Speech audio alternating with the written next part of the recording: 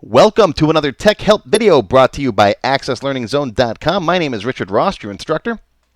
In today's video, which I'm calling the Chef's Kitchen Helper, I'm going to show you how to set up 3 tables. One for your recipes, another one for the ingredients that each recipe has in it, and a third table, which is your product inventory, the stuff you actually have in your pantry on your shelves. So I can say, okay, these are the recipes that I have, and these are the ingredients that I've got. What can I make for dinner? What can I make for my kitchen? Okay, I can make cereal, I can make pancakes, I can make chicken parm based on what's in my pantry. That's what we're going to cover in this lesson. Today's question comes from Camila from Milan, Italy, one of my platinum members. Camila says, I run a small kitchen. I would like to have a database that includes a list of all of the recipes for the dishes that I make, including the ingredients, the amounts required, and the amount I have on hand. I would like to be able to quickly see what dishes I can prepare based on the ingredients I currently have in my pantry. Is this possible? Yes, of course, Camila. There's always a million different ways to do things in Access. Let me show you one method that's relatively easy using a couple of queries. Okay, here I have a blank database. Let's create a table. We're going to need 3 different tables. One to hold our products. So, table design. We need a product ID. That's my auto number. A product name. Don't just make it name. Remember, name's a reserved word. You want to try to avoid using that. Short text. And then we're going to put in here on hand. Do I have this particular ingredient on hand or not? All right, we're going to start off with just a yes or no. And then later on in the extended cut, I'll show you how to do it with actual quantities. But for now, we're just going to keep it simple, because this is actually kind of complicated as it is. All right, so save this as my product T, primary key, of course. And let's put some values in here. Let's go to datasheet view. All right, let's put some products in here. How about chicken breast? And I've got some. All right, eggs. Yeah. Flour. Yeah. Let's see. Spinach. Sure. Pancake batter. Okay. Milk. And yeah. Okay. How about some breakfast cereal? And I don't have that on hand. And how about Parmesan? Parmesan. How am I spelling it right? Parmesan cheese. Yeah, I got that. Some marinara sauce. Okay, and one more thing. How about pasta?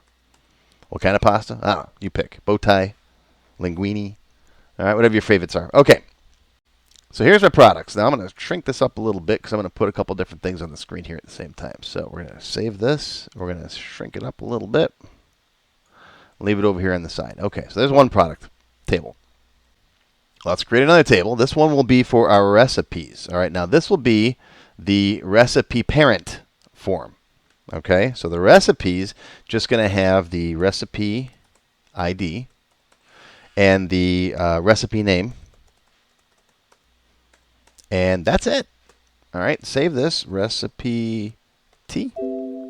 Primary key, yep. And I'm going to open this back up here in design view. There we go. Just some simple recipes. Now, this is just the recipe name. This is the parent. All right, we're not going to put our ingredients in here. Remember, this is a one-to-many relationship between recipes and the ingredients in the recipe. Okay?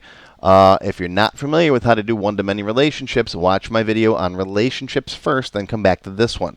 If you don't know how to relate multiple tables together, this is going to be impossible for you.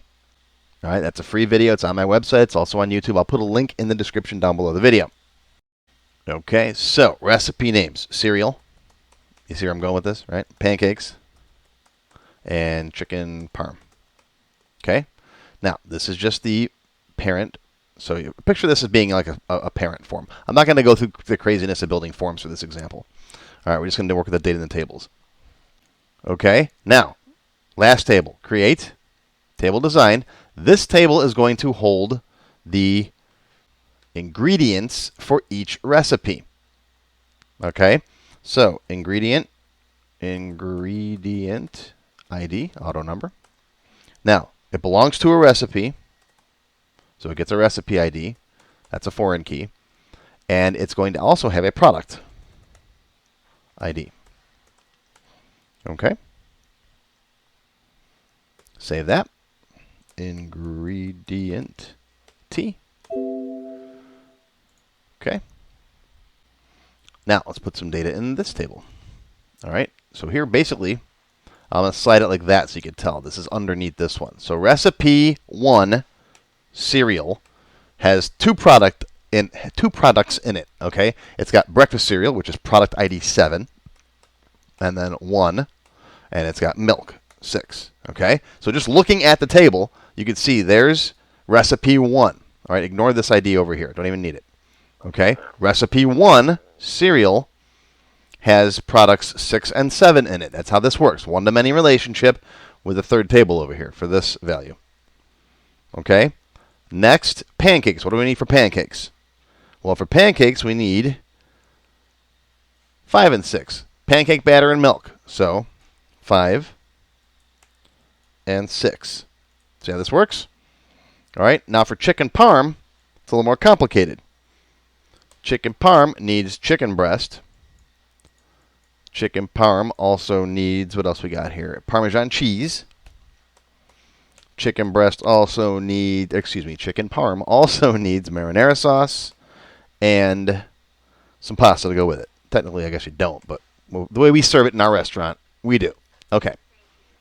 So you can see here now that just by looking at the table, okay, I should be able to make everything on here except breakfast cereal because I have no breakfast cereal.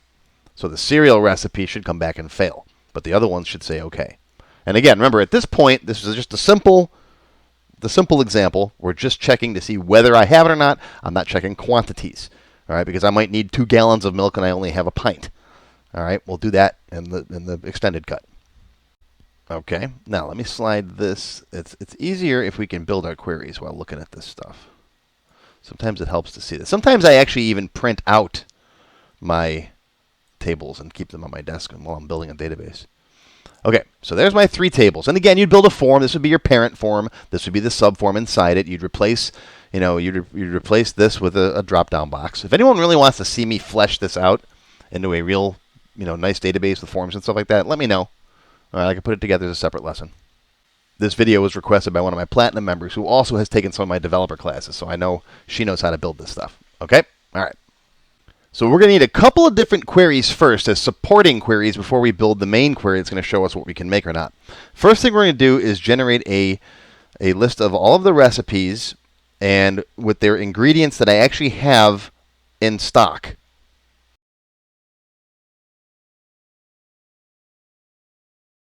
So in other words, show all of the recipes that have ingredients that don't have this little guy here marked as no.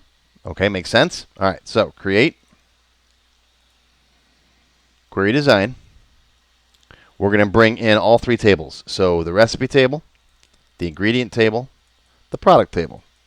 Then we can close this. All right, now you should see the little relationships pop up there. That's fine. That's normal. We can leave the relationships just as they are. All right, outer joins are fine. I'm going to bring in the recipe ID. I want the recipe name. And let's bring in quantity on hand. Okay, now run this query. You can right-click on here and go to Datasheet View if you want to. I have the Run button put up here on my Quick Launch toolbar. But now you can see this is what I got so far. All right, here's each recipe and whether the ingredients are in stock or not. Now looking at this, I can get an idea for which ones have all of their items. This one has 4 items that I need. Okay, this one has 2. This one also has 2. Now, in Access, this guy here, a yes-no value, has a value of 0 if it's false and -1 if it's true. In some other database systems, it's +1. In Access, it's -1. And we can use that, all right, because we'll know how many total ingredients we need, and this will tell us how many we have.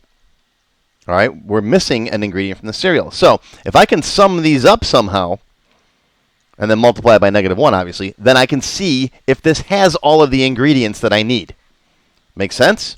All right, so let's make this into an aggregate query. How do we do that? Well, on the Design tool, Design tab of the ribbon, all right, you'll see this little guy here. It's just totals. That's called an aggregate query now. Click on that. And again, if you've never done an aggregate query, I've got videos on that. I'll put a link down below. All right, now it's got group by, which means it's going to group all the similar values together. If I run the query now, it looks like this. Notice how there's separate ones here for cereal, right? There's a yes and there's a no, but these guys are all grouped together because they're all the same. That's what a group by does. Now, I don't want to group these individually. I want to add these up. Sum them up, run it, and now I get a count for the items that I have on hand. All right? I've got 2 items on hand for pancakes, 4 items on hand for chicken parm. They're negative because it's -1, remember? All right, we're going to fix that in a minute. Cereal, I've only got 1 out of the 2 ingredients. Okay, makes sense? Everybody with me so far? Okay, let's save this guy. This will be my recipe ingredient in stock. Q. That's what ingredients I've got in stock. Okay? All right, let's close that. Now, summing it up will tell you how many you have. How many you need is simply a matter of the total count of the ingredients. All right, so right next to it here, let's put in on hand again. This time, let's count the number of items that there are. All right, save it again, run it, and look at that. Okay, this is how many are total are needed. This is how many I have. So this you can see I only have 1 out of 2. Okay, let's fix this guy and make it so it's not negative. So come in here, design view. Let's call this one, let's call this QTY on hand, colon, and it's going to be on hand times -1, like that. Quantity on hand, and over here, let's call this guy quantity needed, colon, like that. Okay, and now run it. There you go. There's your quantity on hand and your quantity needed. Now, unfortunately, this is as complex as this query can get. You can't do any calculations on here or check to see which one's greater than the other one. It won't work. You have to make another query. This query has to generate first. You get these results, which is basically what we need. Now you can make another query to say, okay, is the quantity on hand greater than or equal to the quantity needed? So we need to make a second query, and this happens a lot. All right, this becomes a subquery inside the other one. So create query design. All right, let's pull in this query. Let's bring in the fields we need. Let's bring them all in. I'm not going to use a star, though, because I'm going to put some criteria down here. The quantity on hand has to be greater than or equal to quantity needed. Now, be careful if you do that. Notice I got quotes. I don't want quotes. I want brackets because this is a field and not the actual word. Okay. Save that. This will be the can make queue. This will show you what products you can make, what recipes you can make, and there you go. All right. The quantity on hand has to be greater than or equal to the quantity needed. See that? And if you want, actually, we really don't even need to show this guy here. We can probably just delete it right out of that. We don't need it in the results field. And we can probably hide that field. We don't need to show it in the results to get what we need. And now you can pull this data into a list box or another form or whatever you want to do to show what recipes you can make based on what you got out here. Let's save this. Let's change things up a bit. So right now we can make pancakes and chicken parm. Okay. Let's say I go to the store. I buy some breakfast cereal. But I'm out of marinara sauce now. Okay. Make sure you leave that record, by the way, because notice the little pencil there. That means this record's dirty. It hasn't been saved yet. All right, you got to leave the record for it to save that record information to the table. All right, now if I run can make queue, look at that. I can make cereal and pancakes, but I'm out of marinara sauce, so I can't make that. All right, and if I close this and come back in here and do that, go to the store again, run it, now I can make all 3. All right, and if I'm out of milk, now I should only be able to make chicken parm. Okay, see how that works? The tricky part is this query right here, design view, this guy. You got to bring all these together. All right, each recipe has these ingredients, and each ingredient is this product.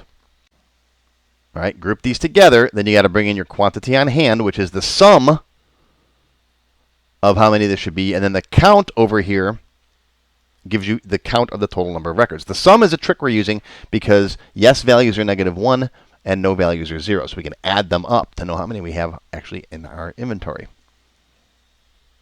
All right, so this is the easy way to do it. Now in the extended cut, I'm going to show you how to do it with actual quantities. So instead of saying, yes, I have chicken breasts, yes, I have eggs, I can say I have 4 chicken breasts and 12 eggs. And we'll see how that works in the extended cut. Okay, in the extended cut, I did just what I said I was going to do a moment ago. I set it up so you can have a quantity on hand, amount, and a unit type. So you got either each, like chicken breasts are 4 each, or eggs, or flours in pounds, spinach in ounces, milk in cups, and so on. So you can put that in your inventory for your pantry, and then your ingredients, you'll specify the same type of quantity, and then the query will show you what you can make based on what you have enough quantity for.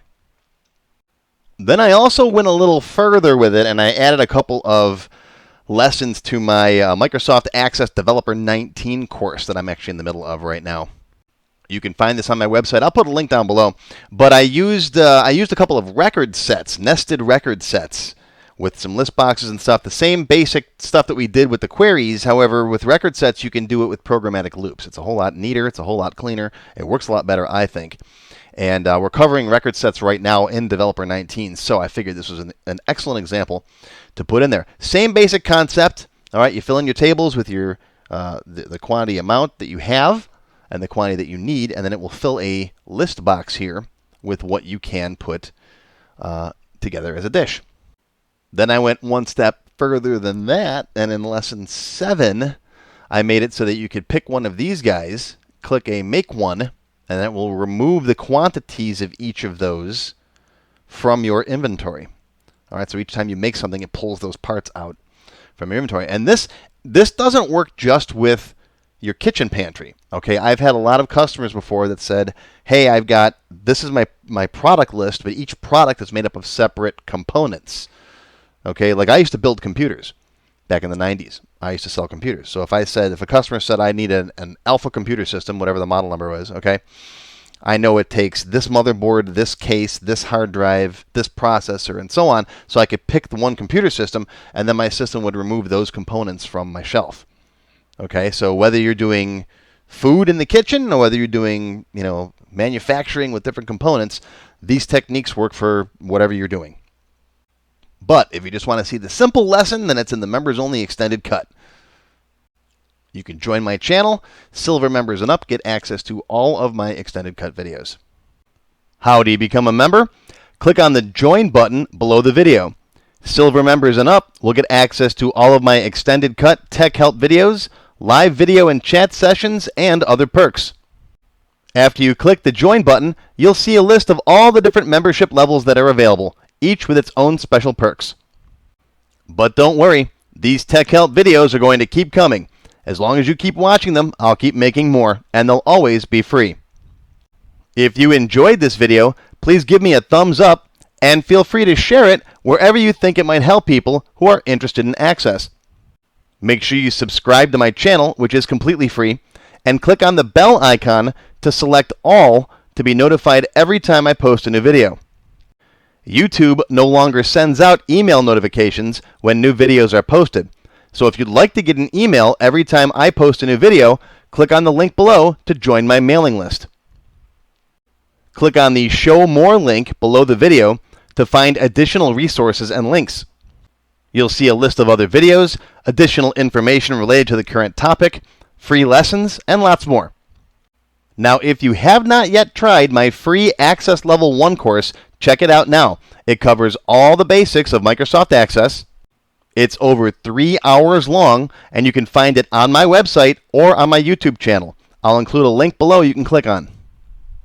And if you like Level 1, Level 2 is just $1, and that is free for all members of my YouTube channel at any level. Want to have your question answered in a video just like this one? Visit my Tech Help page, and you can send me your question there. If you have a specific problem you need help with, or you'd like to discuss having a database built for your needs, I do offer one-on-one consulting. Be sure to follow my blog and find me on Facebook, Twitter, and of course, YouTube. Once again, my name is Richard Rost. Thank you for watching this Tech Help video brought to you by AccessLearningZone.com. I hope you enjoyed this video and you learned something today. I'll see you again soon.